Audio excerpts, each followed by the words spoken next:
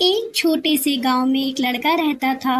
वो लड़का बहुत ज़्यादा गरीब परिवार से था। वो अपनी स्कूल की पढ़ाई करता था और स्कूल के बाद लोगों के घर घर जाकर सामान बेचने का काम करता था। इस तरह घर घर जाकर सामान बेचकर उसे जो भी पैसे मिलते थे, उसी में से वो अपनी स्कूल की फीस भरता था।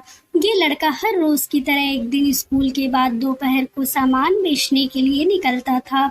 उसे बहुत जोर की भूख लगी थी। उसने ये तय किया था कि मैं अब जो भी घर पे जाऊंगा और सामान बेचूंगा, उस घर से पैसे नहीं, खाना मांग लूंगा। वो एक घर के पास जाता है और बाहर से दरवाजा खटखटाता है। उस घर में से एक लड़की बाहर निकलती है और वो दरवाजा खोलती है। इस लड़के ने उससे पानी मांग लिया। लड़की ने देखा कि ये लड़का बहुत थका हुआ है। वो लड़की अंदर जाती है और सोचती है कि ये लड़का बेचारा न जाने कब से इधर उधर सामान बेचता होगा, शायद उसे भूख लगी होगी। लड़की ये सब सोच रही थी और वो उसके लिए पानी की जगह पर दूध का गिलास लेकर उसे देती है। लड़का बहुत भूखा था, इसलिए वो दूध पी लेता है और बहुत खुश हो जाता है। उसे लगता है कि इस दुनिया में अभी भी इंसानियत जिंदा है। लड़का भगवान का धन्यवाद मानता है। वो अब लड़की से पूछता है कि आपको मैं कितने पैसे दूं इस दूध के। लड़की ने कहा, मुझे आपसे कोई पैसा नहीं लेना है। मेरी माँ मुझे हमेशा ऐसा कहती है कि हमें दूसरों की मदद करनी चाहिए। लड़के ने कहा, आपको कुछ लेना है इस सामान में से? लड़की ने कहा कि आप कुछ मत दीजिए, मुझे कुछ नहीं लेना है। लड़के ने जाते हुए कहा कि मैं आपका दिल से धन्यवाद करना चाहता हूँ क्योंकि आपने मेरी मदद की है। इतना बोलते हुए वो लड़का वहाँ से चला जाता है। कुछ समय के बाद इस लड़के ने अपनी स्कूल और कॉलेज की पढ़ाई पूरी कर ली और वो एक अच्छा डॉक्टर बन गया। ये लड़का अब एक शहर में अच्छे हॉस्पिटल में डॉक्टर था। इधर इस लड़की के घर वालों की आर्थिक परिस्थिति दिन ब दिन बिगड़ रही थी।